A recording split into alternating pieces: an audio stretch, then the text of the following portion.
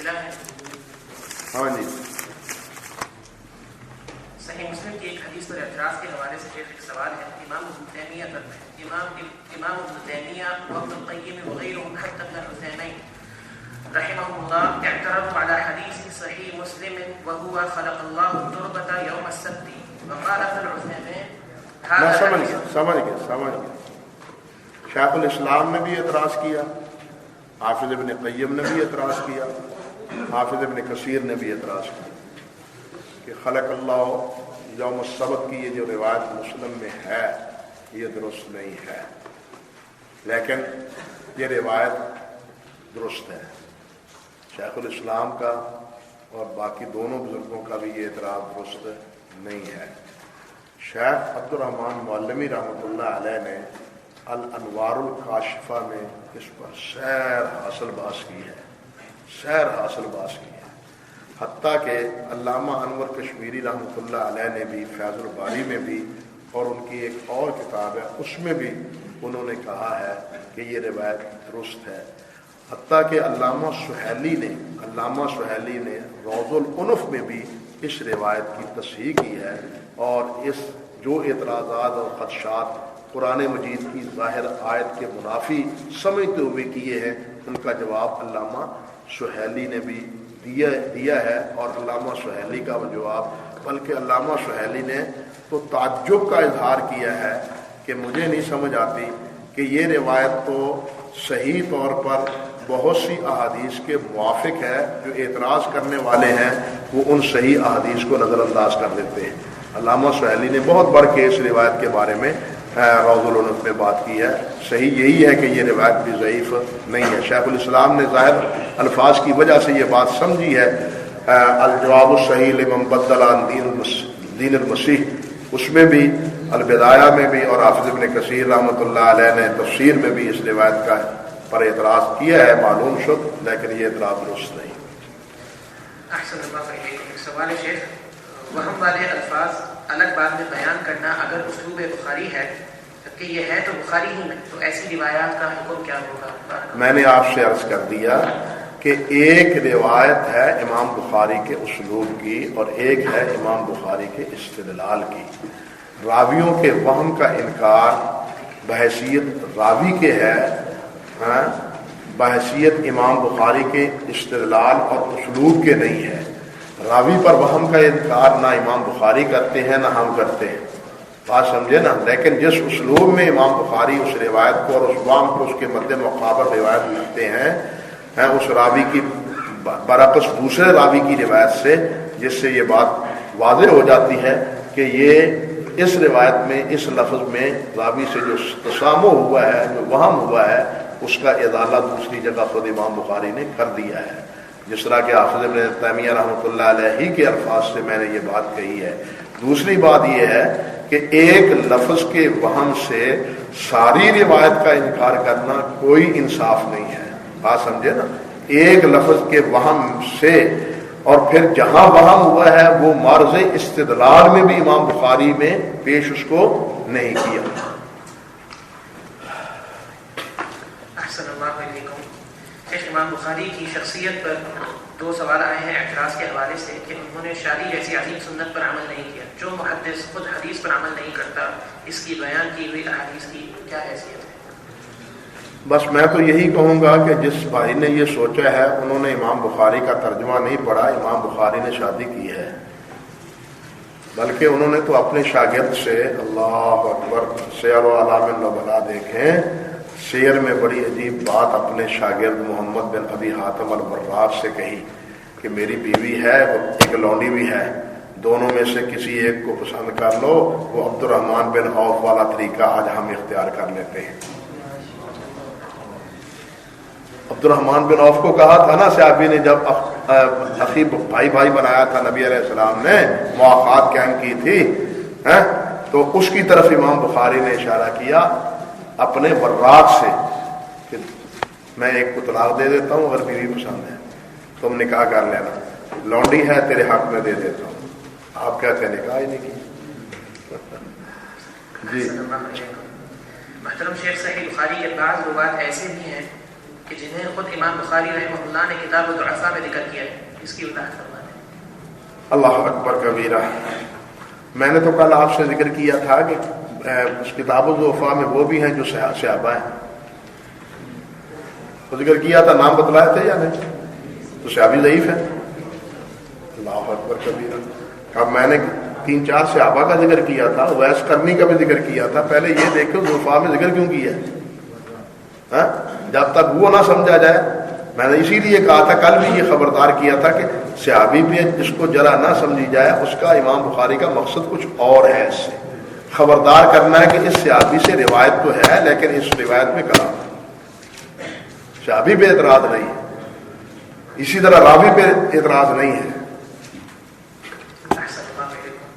شیخ یہ جرح تعدیل کے حوالے سے سوال ہے، لیکن اس کا تعلق آج کے درس کے حوالے سے بھی بنتا ہے، اس لیے اس کو شامل کیا۔ کچھ لوگوں نے جرح تعدیل کی کتابوں کے اردو تراجم کر دی ہیں جو ہر عام و خاص کی دسترس میں ہیں، اور اہل حدیث مکتبوں میں بھی یہ کتابیں موجود ہیں، جس کو کچھ جہال پڑھ کر بخاری، مسلم اور دیگر کتب احادیث پر شکوک و شبہات عوام الناس میں پھیلاتے ہیں، اس بارے میں نصیحت فرمائیں۔ یہ چیز اہل علم کی ہے، عامت الناس کی نہیں ہے، یہ بات درست ہے، حقیقت ہے۔ عامت الناس کے یہ سمجھنے کی بات نہیں ہے۔ عامت الناس اگر ان اردو کتابوں کو پڑھیں گے تو چونکہ اصول سے اور حقیقت سے واقف نہیں ہوتے، اس لیے وہ کم ظرفی کی وجہ سے یا کم علمی کی وجہ سے بدزنی کا شکار ہو جاتے ہیں۔ اس لیے اردو خواں طبقے کو ان چیزوں سے گریز کرنا چاہیے۔ اصل مراجع جب تک انسان نہ دیکھ لے یا شیوخ سے ان باتوں کو سمجھ نہ لے، اس وقت تک کوئی رائے از خود قائم کرنے سے اجتناب کرنا چاہیے۔ شیخانہ، کیا امام بخاری رحمہ اللہ مطالعات یا شواہدات میں جن روات سے احتجاج کریں تو کیا وہ بھی امام بخاری کے نزدیک ثقہ یا صدوق ہوں گے؟ شواہد اور مطالعات میں بھی جو روایت لائی ہے امام بخاری نے جن راویوں سے، وہ راوی ایسے نہیں ہے کہ جو متروک ہے، وہ حسن الحدیث سے کم نہیں ہے۔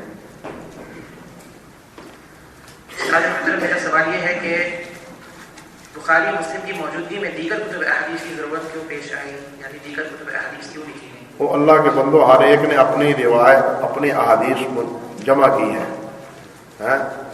جتنی روایات ملی ہیں، امام بخاری نے تو اہتمام کیا ہے صحت کا، ایز اے صحت لکھی ہے، امام مسلم نے اعتبار کیا ایز اے صحت کا، اور اسی سے ایک خوب اور ایک اسلوب یہ ملا کہ صحیح احادیث کو جمع کیا جائے۔ باقی دوسرے حضرات نے اپنی تمام مرویات کو جمع کیا ہے۔ یہ اللہ سبحانہ و تعالیٰ کی طرف سے یہ انتظام ہے، میں سمجھتا ہوں کہ جن جن کو اللہ سبحانہ و تعالیٰ نے اس فن کے لیے، اس علم کے لیے منتخب کیا ہے، ان کے ذریعے اللہ تعالیٰ نے اپنے پیارے پیغمبر علیہ السلام کے تمام معمولات کو اور ارشادات کو کیا ہے، محفوظ کر دیا ہے، کسی اعتبار سے بھی ہے۔ اب اس کو بعد میں دیکھنے والوں کی ذمہ داری ہے کہ وہ دیکھ لیں کہ یہ انتصاب نبی علیہ السلام کا قولاً یا فعلاً یہ کس دائرے اور کس درجے میں آتا ہے۔ یہ حفظ حدیث کا ایک ذریعہ ہے جس کی وجہ سے تمام نے اپنی اپنی سی کوشش کی ہے۔ احسن اللہ علیکم شیخ، سوال ہے کہ شیعہ جو حال یہ کہتے ہیں کہ صحیح بخاری میں شیعہ روات موجود ہیں، بلتی راویوں کے بارے میں کل میں باپ سے بات عرض کر چکا ہوں کہ بلتی راوی وہ شیعہ ہوں، معتزلی ہوں یا اپنے کیا ہے مرجیہ ہوں، اصل چیز ان میں صداقت کی ہے، صدق کی ہے، عدالت اور ضبط کی ہے۔ اگر ضبط ہے، عدالت کے اعتبار سے فسق تو ہے، لیکن وہ فسق، میں نے یہ بھی آپ سے عرض کیا تھا کہ ایک فسق ہے نافرمانی کا، ایک فسق ہے اعتقاد کا۔ اعتقاد کے فسق میں تعویل کی گنجائش ہونے کی وجہ سے ان کی روایت کو قبول کیا گیا ہے، لیکن جہاں فسق ہے، اللہ آپ کا بھلا کرے، گناہ کے ارتکاب کی وجہ سے عدالت مجروح ہوئی ہے، وہاں اس کی روایت کو قبول نہیں کیا گیا۔ السلام علیکم شیخ محترم، اگر آپ اجازت دیں تو کیا ہم آپ کی باتیں اپنے دروس میں نقل کر سکتے ہیں آپ کے موقف کے طور پر؟ اگر آپ نے صحیح سمجھا ہے تو نقل کر دیں۔ بسا اوقات یہ ہوتا ہے، میں نے تو یہ بھی تجربہ کیا ہے، مجھے پچھلے دنوں پتہ نہیں ایک ساتھی نے کو مسئلہ بتلایا میرے حوالے سے، اب ذہن میں نہیں آ رہا، وہ کہنے لگے کہ یہ ہم نے میرا نام لیا کہ اس سے پوچھا ہے اور اس نے کہا ہے کہ یہ درست ہے. حاشا وکلا میں نے اس کے بارے میں کبھی بھی درستگی کا یعنی تعصب نہیں رکھا. وہ مسئلہ بالکل میرے ذہن میں نکل گیا ہے. ہمارے حافظ بھی ایسے ہی ہیں تو وہ بالکل نکل گیا ہے. اس نے کہا کہ جناب ہم نے مولوی صاحب سے پوچھا ہے. میں نے کہا کہ میں نے تو یہ کبھی بھی مسئلہ میں نے تو اس کے برعکس بات بتلائی ہے کہ یہ مسئلہ جائز نہیں ہے. تو یاد نہیں رہا. ہاں آ گئی بات. وہ کہتے ہیں کہ جناب وہاں جا کے یہ جو عمرہ کیا جاتا ہے جارانہ سے یا مسجد عائشہ سے, ہاں جی مولوی صاحب نے کہا ہے جائز ہے. میں نے کہا بھی میں نے آج تک کسی کو یہ جواز کا فتویٰ نہ میں نے جب بھی گیا ہوں نہ میں نے کیا ہے نہ کسی کو جواز کا فتویٰ دیا ہے. مسئلہ یہ ذہن میں آ گیا. پتہ نہیں اس نے کیسے نقل کر دیا ہے. اگر یہ نقل کرنا ہے تو صحیح نقل کرنا چاہیے, وہم کا شکار ہو کے نقل نہیں کرنا چاہیے. اسی اشکال کی وجہ سے سوال ہے جو شامل کیا گیا ہے درس موضوع سے ہٹ کر ہے. حدیث مسیح الصلاۃ جو کتاب الاستئذان کے حوالے سے آپ نے بیان فرمائی جس میں جلسہ استراحت کے الفاظ پر نقد فرمایا آپ نے, تو کیا احناف کا موقف اس مسئلے میں صحیح؟ اللہ اکبر. وہ جلسہ استراحت کے لیے دوسری حدیث صحیح ہے. ہاں بتلانا یہ تھا کہ جلسہ استراحت کی روایات دوسری ہیں لیکن اس میں یہ روایت کا راوی کا وہم ہے. اصول کافی کی احادیث بخاری میں موجود ہے. اہل سنت کے علماء چھپاتے ہیں اس بات کی کہاں تک صداقت ہے؟ کس کی روایت ہے؟ اصول کافی یہ شیعوں کی طرف سے ایک اصول کافی کی روایتیں کس سے ہیں؟ وہ تو اعتراض کرتے ہیں جعفر صادق سے روایت ہی نہیں امام بخاری میں. وہ تو یہ کہتے ہیں, وہ کہتے ہیں کہ امام بخاری نے تو امام جعفر صادق سے روایت نہیں رہی, تو اصول کافی کی روایتیں کہتے آ گئے. حالانکہ امام بخاری رحمۃ اللہ علیہ نے تمام ثقات سے روایتیں تو نہیں لی نا. سب ثقہ راویوں سے جو ہے راوی ہیں لی ہیں وہ ثقہ ہے. یہ نہیں ہے کہ تمام ثقات سے لی ہیں اور یہ بھی نہیں ہے کہ تمام صحیح روایتیں جمع کر دی. ہاں سمجھے یا نہیں؟ نہ تمام صحیح روایتیں اس میں جمع ہیں اور نہ ہی تمام ثقہ کی روایات صحیح بخاری میں. یہ بہت سے حضرات نے حتیٰ کہ امام بخاری پر اعتراض کرنے والے حنفیوں نے بھی یہ اعتراض کیا کہ دیکھو جی امام بخاری نومبر ہم سے روایت کرتے ہیں امام جعفر صادق سے نہیں کرتے. انہوں نے بھی اعتراض کیا ہے. شیعہ تو کرتے ہی کرتے ہیں. اور عام سوال ہے ٹیلی فون پہ مجھ پہ کئی ساتھیوں نے یہ پوچھا ہے کہ کیوں جی حضرت جعفر صادق سے کوئی روایت نہیں ہے. میں نے کہا الادب المفرد میں روایت ہے, صحیح بخاری میں نہیں. بلکہ یہ بھی ایک شگوفہ ہے کہ ابو طفیل حضرت عامر رضی اللہ تعالیٰ عنہ, حافظ اسماعیلی نے کہا کہ امام بخاری نے اس سے کوئی روایت نہیں لی, صحابی ہے. اور کیوں روایت نہیں لی؟ حافظ اسماعیلی نے یہ بڑی خطرناک بات کہی ہے. وہ کہتے ہیں کہ ان میں تشیع پایا جاتا تھا. یہ حافظ اسماعیلی نے بات ذکر کی ہے لیکن یہ بات درست نہیں ہے.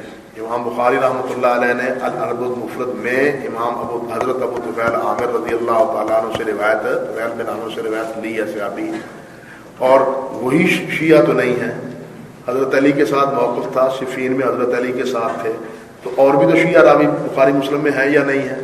تو یہ کہنا کہ جناب ان سے روایت نہیں لی اس لیے کہ وہ شیعہ تھے, یہ حافظ اسماعیلی کا بات درست نہیں ہے. دونوں اعتبار سے نقل کر دی ہے حافظ ذہبی رحمۃ اللہ علیہ نے یہ بات, لیکن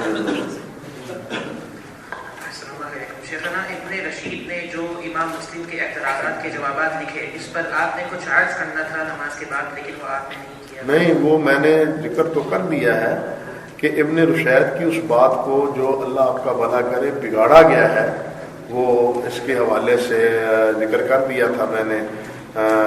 یہ عبداللہ قرشی حافظ عبد القادر قرشی, اور اس کے بعد مولانا ظفر احمد تھانوی, اور اس کے بعد پھر شیخ ابو بغداد نے جو کچھ کیا ہے اس کی تفصیل میں نے ذکر کر دی ہے. ساتھی نے غور نہیں کیا.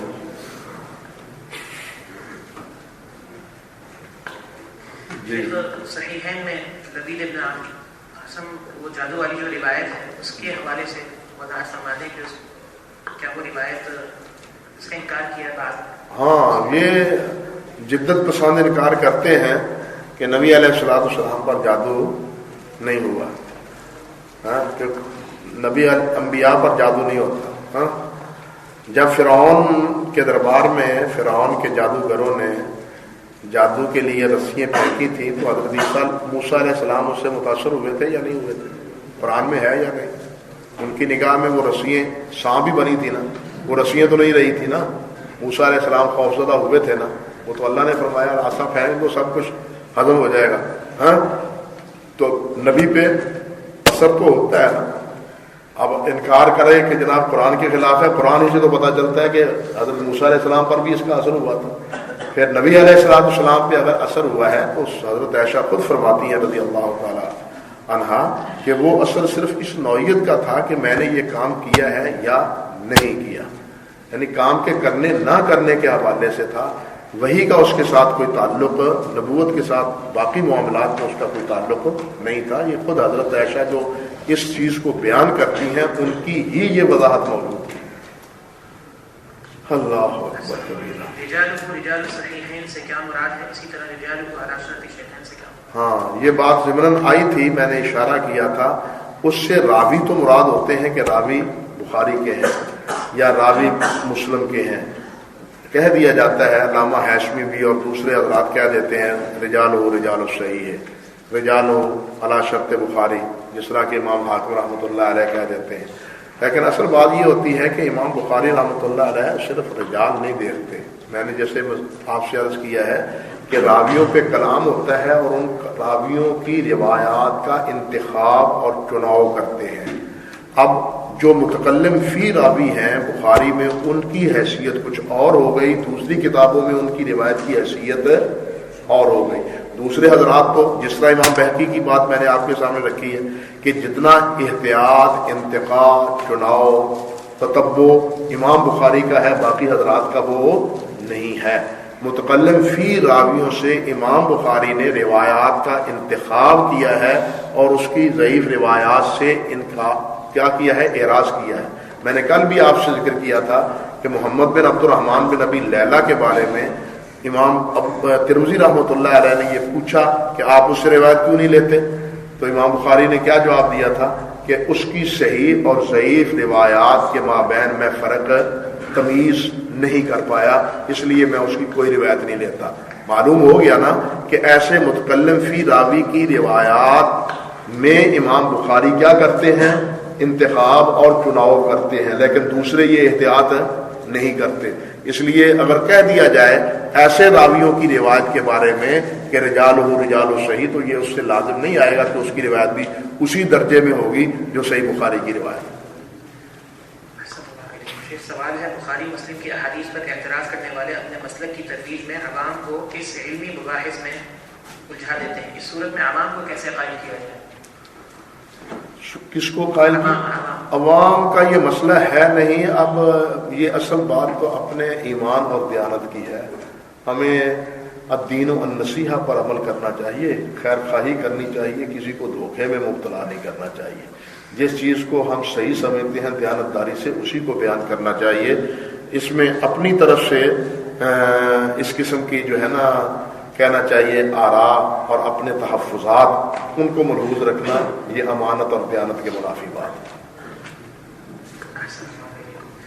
شیخ محترم، یہ دوبارہ ہے سوال کل کے حوالے سے، دراست الاسانید کرتے ہوئے متأخر علماء محدثین کے تراجم کہاں ملیں گے؟ اس کے متأخر علماء محدثین کے. ہاں دیکھیے، سیاستہ کے رجال پر تو بہت کام الحمدللہ ہوا. سیاستہ کے بعد کے جو ہے، مثال کے طور پر سنن دارقطنی کے رجال ہیں، بہقی کے رجال ہیں، بلکہ اس سے بھی پہلے ابن ابی شیبہ کے رجال ہیں، مصنف عبدالرزاق کے رجال ہیں. تو ان رجال کے لیے جو کتابیں ہیں وہ کہنا چاہیے کہ سیاستہ تہذیب کے علاوہ آپ کو چاہیے کہ سیر و اعلام النبلاء دیکھیں، ذہبی رحمۃ اللہ علیہ کی العبر دیکھیں، علامہ ذہبی ہی کی تاریخ اسلام جو اصل ماخذ ہے، بنیاد ہے ان کتابوں کا، اس کی مراجعت کریں. اس کے علاوہ تاریخ بغداد میں بہت سے راوی جو ہے نا متاثر کتابوں کے جو ہے نا وہ مل جاتے ہیں تاریخ بغداد میں.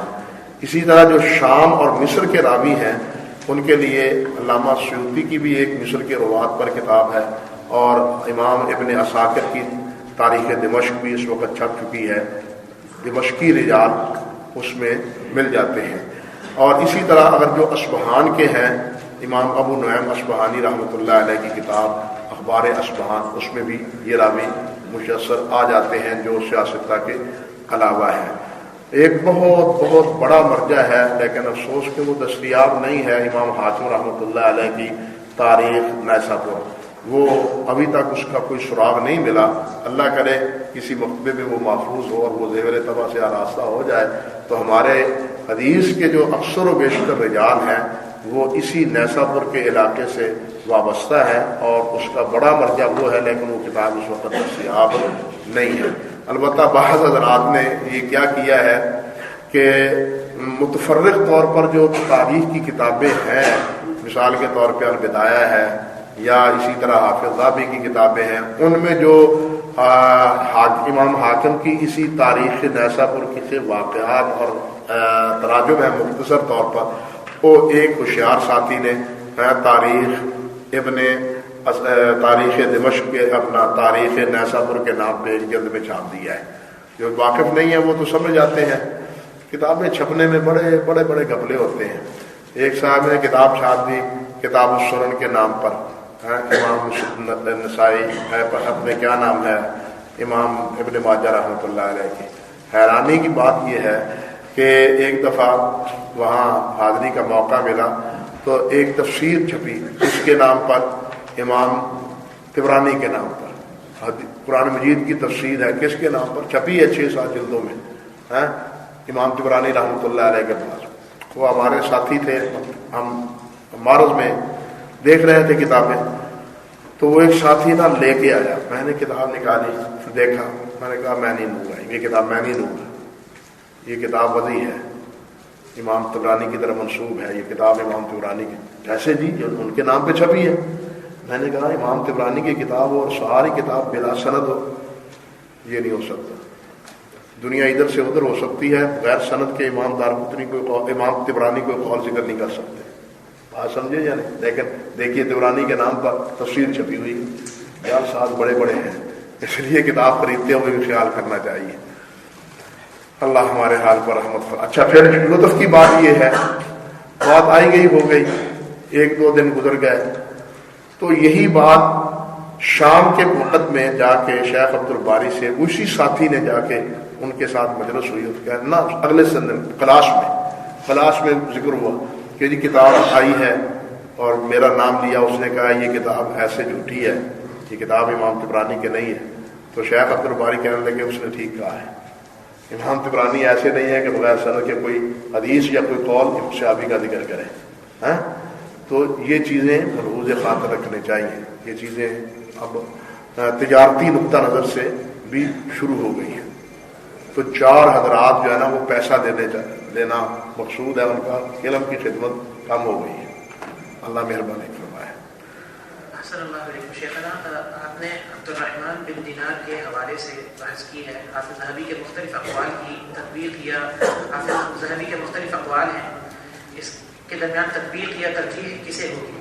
کہتے ہیں کہ میں نے جو تعداد نقل کی ہے معتدلین کی آپ کی گفتگو سے وہ 11 بنتی ہے اور جارحین 3 ہے، کیا ایسا ہی ہے؟ بالکل ایسا ہی ہے، جارحین کی تعداد کم ہے اور معتدلین کی تعداد زیادہ ہے۔ شیخ رحمۃ اللہ علیہ کے کلام میں یہی تو میں نے اشارہ کیا تھا کہ انہوں نے اکثر کا جملہ بولا ہے، وہ یہ مبنی پر حقیقت نہیں ہے۔ میں نے تو نمبر وار آپ کو نام بتلایا جن کے اقوال توثیق کے موجود۔ اکثر میں ہوا کیا ہے، شیخ نے ان اقوال کو ذکر کر دیا ہے، چھوڑ دیا ہے۔ مثال کے طور پر امام ترمذی کی توثیق جرح تعدیل کی کتابوں میں نہیں ہے، ابو داؤد کی نہیں ہے، نسائی کی نہیں ہے، سمجھے؟ لیکن حافظ ابن حجر نے کہا ہے کہ ان سے امام بخاری ان حضرات نے ان کی روایات سے استدلال کیا ہے۔ اب یہاں یہ بھی دیکھنا چاہیے، میں آپ سے عرض کروں کہ ترمذی سے اب فرشتے بن گئی ہیں اللہ کے فضل و کرم سے۔ ترمذی کی آراء معلوم کرنے کے لیے راویوں کی وہ احادیث دیکھی جا سکتی ہیں کہ اس راوی کے بارے میں اس کی حدیث کو امام ترمذی کا حکم کیا ہے، جس سے ان کے موقف کو سمجھا جا سکتا ہے۔ ان چیزوں کو شیخ البانی نے نظر انداز کر دیا ہے، بات سمجھے نا؟ کیونکہ تہذیب میں یا میزان میں ان ائمہ کے نام سے کوئی جرح یا تعدیل توثیق نہیں ہے۔ یہ شیخ نے ایسا اس پر غور نہیں کیا۔ اگر یہ چیز ملحوظ رکھتے تو شاید یہ بات شیخ رحمۃ اللہ علیہ نہ کہتے۔ ذہبی کے جو اقوال ہیں مختلف، ان میں تطبیق ہوگی یا ہاں تطبیق دینی چاہیے، علیٰ تصدیق توفیق دینی چاہیے۔ آخری سوال ہے، بعض لوگ حسن حدیث کو نہیں مانتے۔ کس کو؟ حدیث حسن۔ ہاں کیا سوال یہ ہے کہ جو نہیں مانتے کیا ان کا کیا حکم ہے؟ کیا وہ ان کا شمار منکر حدیث میں؟ استغفر اللہ، نہیں بھائی، دو چھوٹتے ہیں۔ دیکھیے حسن کی بھی دو نوعیتیں ہیں، ایک حسن لذاتے ہی ہے، ایک حسن لغیر ہی ہے۔ متقدمین کے نزدیک تو حدیث کی صناعی تقسیم ہے، صحیح اور ضعیف، صحیح اور ضعیف، صرف دو تقسیمیں متقدمین کے نزدیک، تاکہ امام بخاری تک۔ بعد میں یہ تقسیم ہے کہ صحیح ہے، حسن ہے، حسن لذاتے ہی ہے اور حسن لغیر ہی ہے۔ امام ترمذی رحمۃ اللہ علیہ نے حسن لغیر ہی کا تعارف بڑے شد و مت سے کروایا ہے، اور متاخرین بعد میں پھر سب حضرات نے امام ترمذی کی اس تقسیم کو تسلیم کیا ہے۔ اس کا انکار صرف امام حافظ ابن حزم رحمۃ اللہ علیہ نے کیا ہے، حسن لغیر ہی کا انکار حافظ ابن حزم رحمۃ اللہ علیہ نے کیا ہے، لیکن حافظ ابن حزم رحمۃ اللہ علیہ کے علاوہ باقی جتنے بعد کے متاخرین علماء ہیں ہمارے، ان سب نے حسن حدیث کا کیا کیا ہے؟ حسن لغیر ہی کا اعتراف کیا ہے۔ موجودہ اس دور میں ہمارے بھائی تھے، دوست تھے، شیخ زبیر صاحب، اللہ تعالیٰ رحمت نازل فرمائے ان پر، اور اللہ تعالیٰ کربٹ انہیں جنت الفردوس نصیب فرمائے، تو ان کا بھی یہ بھی موقف تھا جو حافظ ابن حزم رحمۃ اللہ علیہ کا تھا۔ تو ان کے کچھ تلامذہ کا بھی یہی موقف ہے، لیکن یہ موقف ان کا ہم ان سے متفق نہیں ہیں۔ حتیٰ کہ شیخ البانی رحمۃ اللہ علیہ نے تو حسن لغیر ہی کے انکار کرنے والوں پر بھی شدید انکار کیا ہے۔ وہ کہتے ہیں کہ یہ منہج سلف کے بالکل منافی ہے کہ حسن لغیر ہی کا انکار کیا جائے۔ سیدھی سی ایک بات ہے، میں نے کل بھی آپ سے عرض کیا تھا کہ محدثین نے راویوں کے بارے میں یہ تفریق کی ہے، یکتب حدیثہ لا یکتب حدیثہ، یعتبر بہ لا یعتبر بہ۔ میں نے ذکر کیا تھا امام علی بن مدینی نے مستقل کتاب لکھی ہے کہ ان راویوں پر جن کی روایات کو بطور اعتبار ذکر کیا جا سکتا ہے، مستقل کتاب لکھ دی اور ان راویوں کو اس میں جمع کر دیا۔ اب یہ جن کا اعتبار کیا جاتا ہے وہ کس لیے کیا جاتا ہے؟ لکھی جاتی ہے تو کس لیے کی لکھی جاتی ہے؟ اگر یکتب حدیثہ لا یکتب حدیثہ کا ایک ہی مفہوم ہے تو اس تفریق کا معنی کیا ہے؟ پھر اس تفریق کا فائدہ کیا ہے؟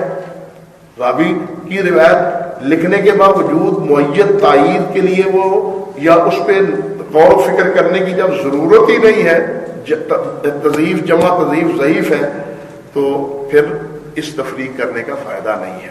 دیکھیے ایک آدمی نابینا ہے، ضعیف ہے نا، ایک آدمی نابینا ہے، ایک آدمی دونوں ٹانگوں سے محروم ہے، اب دونوں ضعیف ہیں، ٹھیک ہے نا، ہے تو دونوں ضعیف، دونوں بیمار ہیں، دونوں کمزور ہے نا، ٹانگوں سے بھی محروم ہے وہ بھی ضعیف ہے، وہ بھی کمزور ہے، اور آنکھوں سے نابینا ہے وہ بھی کمزور ہے، لیکن وہ جو ٹانگوں سے محروم ہے وہ کیا کرے گا؟ نابینے کے کندھے پہ چڑھ کے اوپر سے پھل اتار لے گا یا نہیں، اور دونوں کا وقت پورا ہو جائے گا یا نہیں؟ بتلاؤ، وہ وقت پورا ہو جائے گا نا۔ پھل کا درخت جو ملے، اندھے کو نظر کچھ نہیں آتا، اور جو لولا لنگڑا ہے بیچارہ اس کا ہاتھ نہیں پہنچ سکتا، اب وہ تو بھوکے مریں گے نا۔ یہ تو ضعیف جمع ضعیف ہوئے، لیکن جب جمع ہوں گے کندھے پہ بیٹھ جائیں گے تو فائدہ ہو جائے گا دونوں کا یا نہیں ہوگا؟ اور دونوں کا کچھ نہ کچھ بن جائے گا یا نہیں بنے گا؟ بن جائے گا نا۔ اسی طرح یہی یکتب حدیثہ جو ہے یا یعتبر حدیثہ بھی ہے، اس کے ساتھ صدوق صحیح الحفظ مل جائے تو مل جائے گا۔ اب دیکھیے میں آپ سے عرض کرتا ہوں، اور ذکر کیا بھی تھا امام دارقطنی کے حوالے سے، آخر امام دارقطنی نے یہ سنن میں کہا ہے کہ مجہول کی روایت مطابقتاً آ جائے تو قابل قبول ہے۔ یاد ہے کیا تھا ذکر آپ کو، لیکن حافظ ابن حجر کا میں نے ذکر کیا تھا کہ حافظ کہتے ہیں نہیں، مجہول نہیں، علی الاطلاق مجہول جس کو کہتے ہیں جہالت عین، مجہول جس کو کہتے ہیں جہالت عین، وہ عبارت بھی حافظ دارقطنی رحمۃ اللہ علیہ کی جہالت عین کے بارے میں نہیں ہے، بلکہ کس کے بارے میں؟ مستور کے بارے میں۔ اللہ اکبر۔ اور حافظ نے یہ کہا ہے کہ مستور کی روایت جس سے دو راوی روایت کرنے والے ہیں لیکن کسی کے توثیق اس سے منقول نہیں، اس کی روایت کسی اور راوی سے مل جائے تو دونوں کے لیے تقویت کا باعث ہے۔ دارقطنی نے علی الاطلاق مجہول کا لفظ اس کے لیے یہ کہا، معلوم ہوا نا کہ محدثین میں مطابقت کا یہ تاثر اور ایک دوسرے کے لیے روایت کی تقویت کا یہ مسئلہ اس وقت موجود تھا، یہ آج کا مسئلہ نہیں ہے، اس وقت کا مسئلہ ہے۔ اور یہ الفاظ جرح و تعدیل بھی اسی بنیاد پر ہے، الفاظ جرح تعدیل میں یہ جو تقسیم ہے یہ بھی اسی بنیاد پر ہے، اور اسی بنیاد کی وجہ سے یہ حکم پھر آگے منتج ہوتا ہے۔